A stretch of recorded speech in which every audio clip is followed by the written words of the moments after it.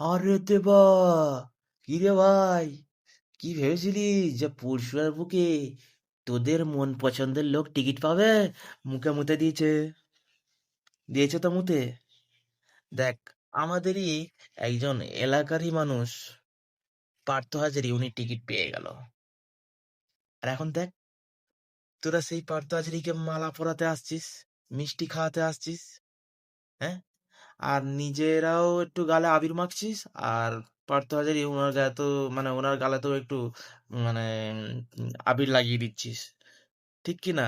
তো আমি বুঝতে পারছি, ভিডিওগুলোতে ছবিগুলোতে দেখছি, তো বুঝতে পারছি কে কেমন ভাবে নারাজ হয়ে আছে। তো পার্থ হাজারি দাদা, আপনার উদ্দেশ্য বলি, উম, এই সময় এই সমস্ত গিরগিটিগুলোকে আপনি একটু ভালো করে চিনে রাখবেন। আর যদি আপনি যদি চিনতে যদি না পারেন, আপনি আমাকে বলবেন, আমি আপনাকে চেনার জন্য সহযোগিতা করব, ঠিক আছে? কারণ এই গিরগিটিগুলোকে তো আমি ভালো রকম চিনি। কারণ ওই যে আমি আমি তো দেখছিলাম যে আপনাকে মালা পরাবার পর, মিষ্টি খাওয়াবার পর দেখলাম কুকুরের মতন সাইডে এভাবে জড়ো হয়ে দাঁড়িয়ে আছে, যেন একবার আমার বাপ মরে গেছে। হ্যাঁ, আর বাপ মরে গেছে, এমন ভাবে ও দাঁড়িয়ে আছে। মানে ওদের মন পছন্দের লোকটা টিকিট পায়নি বলে ওর মন খারাপ।